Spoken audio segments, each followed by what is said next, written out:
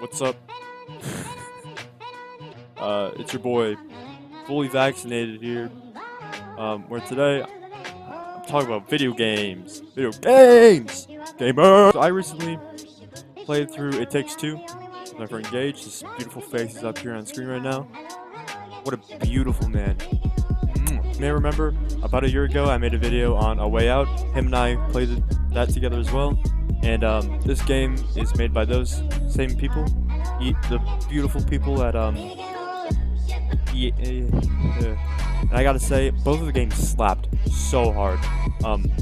Probably one of my favorite video games of all time. So if you haven't seen the video about A Way Out, it's up on the channel. Go watch it if you want. I guess it's kind of bad, but that's fine.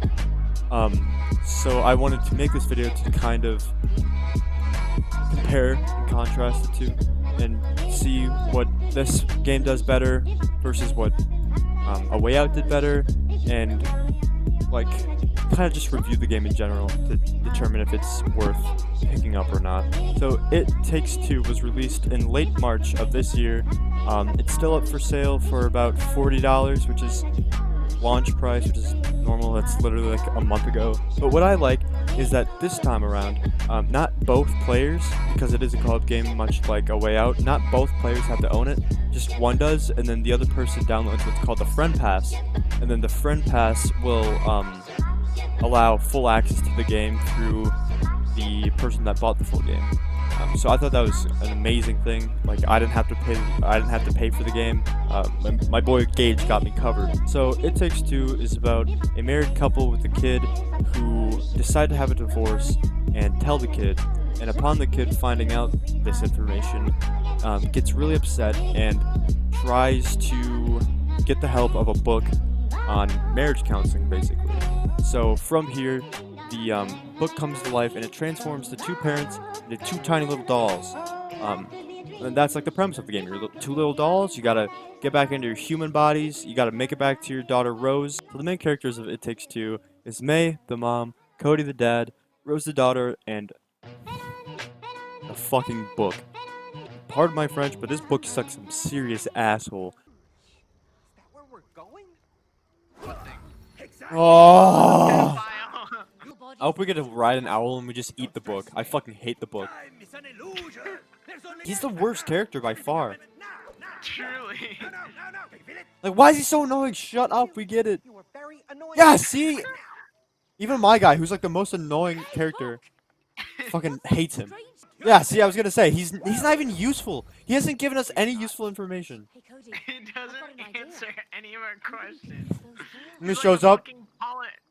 He's like a politician. He answers the questions that he wants to answer, and that's it. Yeah, he just shows up and he's like, ho ho, I'm book! And then flies, and then just like goes away. I hate the fucking book. Gage and I had so many fucking burns on the book. I'm swearing so much in this section. I hate the book. The book is horrible. Like, it's written well, but like it's written in a way where you really hate the guy. But that's not necessarily a bad thing. I think it's good writing, just not a likable character. So May and Cody are on a journey to get themselves back to their human bodies, and the book keeps just messing up whatever they have going for them. Like, I kid you not, this game took Gage and I about 10 hours to play through completely. The game probably would have been about an hour and a half if the book would have just stayed out of it, okay? Like, I get, like, yeah, that's kind of his deal. Like, he has to give them challenges to make them want to come back together again, you know what I mean? But, like, it's so frustrating. And the same guy who voices Cody also did the voice acting for the book, and he's a very talented guy, but just the voice of the book just makes me want to punch him in the fat little spine. Like, the spine of the book, not... You know what I mean? So I'm going to try to stay as spoiler-free as possible. You go through about 9 to 10 different chapters of various beautiful, and I mean breathtaking, landscapes. Like, I'm pretty sure I've been having gameplay up. I don't know. Dude, I just work here. This game is surprisingly gorgeous. The character models, they've got weird animation where, like, it really makes me want to hit them sometimes. Like, Cody has had, like, the motions where, like, he's always, like, talking with his hands like this, and then he's like super expressive, which I wouldn't say it's a bad thing. It just gets like really annoying to watch after a while. The atmosphere of the game is absolutely amazing, and I'd say like all the different like places that you go really adds up to the story, because every place that you go really has a meaning to the character. Like one, you're in a snow globe that the family got on a skiing trip. One, you're in your daughter's bedroom trying to get her attention so that you can get back to your human form. There's so many different landscapes, so many different settings, and they're all beautiful, all breathtaking. So now that I've talked a little bit about the story, I'd like to get into like the main meat of the game, and like. So now that I spoke a little bit about that story, I'd have to say that it really didn't hold up to what A Way Out gave you. A Way Out had a lot of character development. You really cared for your characters. They had a beautiful twist at the end. Like, you got connected to those characters, and that game was shorter than this game, mind you. That game took about 6 hours to play through, and this one took about 9 to 10 to play through. And I just felt so much more connected to the characters, and while the world building in It Takes Two is a lot better, the characters is a lot better in A Way Out. So now that I've spoken a little bit about the story and how it holds up to A Way Out, I'd like to get into the main meat of the game, which Gage and I both agreed is the best part of the game, and the one part of the game that has like a step up above A Way Out, which is the gameplay. It's amazing. The level design in this game is absolutely amazing. Like, whoever designed this at Hazelight Studios, I kiss you passionately on the lips at least 30 times. This game was amazing. They had a feature where almost every single chapter or every single setting, May and Cody both got their own set of unique abilities. Like, one was an RPG type of style, and Cody had ice powers, and May had some really cool fucking knives. That was really cool. What else did they have? There was a jetpack section that both of those had that. Cody had a grappling hook type deal where May had a squirt gun. Just the variety of gameplay in it, which you could go back to and play as the other character that you haven't played yet, because Cody has a very different play style as May because of the different gadgets that they get, where in A Way Out it just kind of like determines what the main objective is for each character. It's not like gameplay wise, it's not very different. So I think that was a huge step up in terms of that form of gameplay. The level design was also another huge step up, because unlike A Way Out, which is trying to be like very realistic, has to conform to like normal laws, like normal visuals, It Takes Two takes place in a fictional world, so you can have anything that you want going on. So there's huge plants that you can just like spray down, and like rails going through like the bedroom that you can hook on, ride down, like these weird snow people that you can just kind of throw snowballs at. So with the fictional world, there's so much more that you can actually do, where you're not trying to stick to immersion. Well, immersion's still a part of it. It's not like, it's a lot harder to be broken because you're in a fictional world. You're not trying to like convince people that this is super realistic.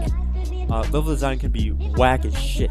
Like, there's this level where, beautiful level, one of my favorite in the entire game, is you're in like a space station type of thing. There's multiple different levels, and you have to go in to different portals and play mini games in order to progress in the game. And it was beautiful. Again, wide variety of gameplay, good flow. Like, it felt good to complete and get that progress to move up to the next stage. And like, I never got tired of playing those mini games. Well, all the mini games were very similar. They were each different enough that like you wouldn't get tired of playing them. So it was beautiful. And the boss fight at the end of that was one of the coolest things in the entire game. It was so funny. Like, just not like of comedy standpoint, but just funny and fun to watch. Like, cutscenes wise, and it was recently difficult too, which leads me to the next thing. The boss fights in this game aren't like easy breezy.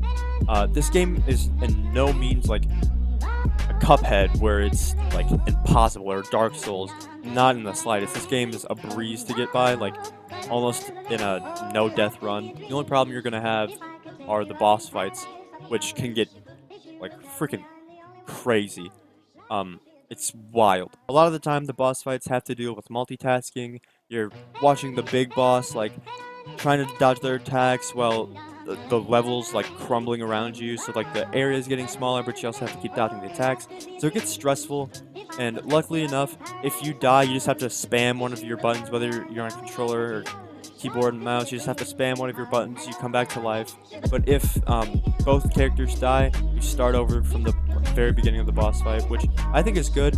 It's there's no checkpoint system, so it's like challenging enough where you want to get it done and want on your first try, but you're not like very upset that you have to do it again because it's not very difficult. So overall, the boss fights were just an amazing part of the game. They added more difficulty to the game, which was definitely lacking some before these, because again, you just fought, if anything, very, very small enemies, or just snuck around some huge, like, bears. I think that's what they were. I think they were bears. So yeah, the boss fights, thumbs up on that, 2 thumbs up.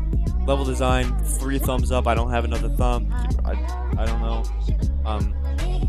And overall gameplay is just amazing. So in terms of how this like stacks up against A Way Out, like I said before, A Way Out wasn't very engaging in its gameplay. It was very much more story oriented, and that's beautiful because that's what A Way Out was, and that's what still holds above this game, in my opinion, is that story. But the gameplay was just kind of lackluster in that game, which is completely understandable. The main meat of the gameplay in A Way Out is very small shooting sections, piloting like a boat, steering like a car, steering a boat, you know what I mean? Or playing like the mini games that they have, which are like checkers or something, which brings me to the next thing. So there's tons and tons of mini games in this thing. Like, I kid you not, there's probably at least 6, 7 mini games that Gage and I found, and that's not all, like, in the slightest. We didn't go exploring all that much. We were just in it for like the story, get it out, and then we can go back and mess around in it later if we want. But there's tons of mini games in It Takes Two. There's chess, there's whack-a-mole, where one character is the mole and the other person's the whacker. They have shuffleboard. There's so many fun mini games to just fuck around in when you're not enjoying the story. And beautifully, there's a section in the menu where you don't have to try to play through the entire game finding the mini games. You can just select what mini game you want right from the menu, and it'll take you there. You can play it. So speaking more about level design now, I'm just going to say my favorite level was a snow globe level. I should have some gameplay up here now. If not, I'll throw up some screenshots. It's an absolutely gorgeous level. There's so many things that you can go around doing. Like, there's sleds that you can push, there's swings that you can push. They have like a lot of secret routes that you can find and like travel by cannon in. It's so cool. Gage and I both really enjoyed this level. It's probably what we had the most fun in and the most jokes were made about, so that was amazing. So level design there, when there's not mini games and stuff to be done, there's still a lot of things that you can interact with, or very cool visuals. So again, outstanding job on the level design. So ending this all out, It Takes Two tops A Way Out in terms of gameplay, but I think A Way Out has had the best story in a video game that I've genuinely ever played.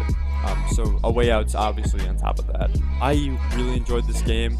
If you've played A Way Out, I think you'll really enjoy it. Again, A Way Out was really story oriented, and this has a little bit of that, but this is definitely more gameplay oriented. So a lot of new potential players as well. If this seems interesting to you, I don't know if I'd fully recommend it for the $40, but if it goes on sale, I'd highly recommend it then. If you have a friend to play with, cool. Better yet, make them pay for half of it if you don't want to pay for the full thing. Like, that'd be a cool thing to do. Like, if you know them in real life, just one of you just slip the other a 20. You can buy the game, $20 each. Amazing game. And this one's also longer than A Way Out, so you're getting more bang for your buck, and again, more mini games. So its overall price is warranted, I'd say. So, the big question, which one's better? This is completely up to you, but in my opinion, A Way Out wins. The story is so amazing that even though gameplay is a little lackluster, it pulls the overall game up to a beautiful, beautiful masterpiece. And that's something that not a lot of games can do. Well, It Takes Two is extremely good in terms of gameplay and mediocre in the story. A Way Out just has a bond with the characters that you can't find in many video games nowadays. So, overall, I'm gonna have to say A Way Out is supreme, but It Takes Two is a very, very, very close second. Again, if you liked either of these games, the links to their Steam page will be down below in the description, along with the Twitch channel of Gage. He streams pretty regularly now. He's a very funny guy, very beautiful man, as I've shown before. And he's got the full VODs up from when we played. We started around chapter 4 on stream. We played the first couple of chapters by ourselves. It was a lot of fun. I enjoyed streaming with him. I enjoyed playing with him. His YouTube channel will also be in the description below, so make sure that you check out both of those. Again, thank you, Gage, for everything. Yeah, that's about it for the video. If you like, you enjoy.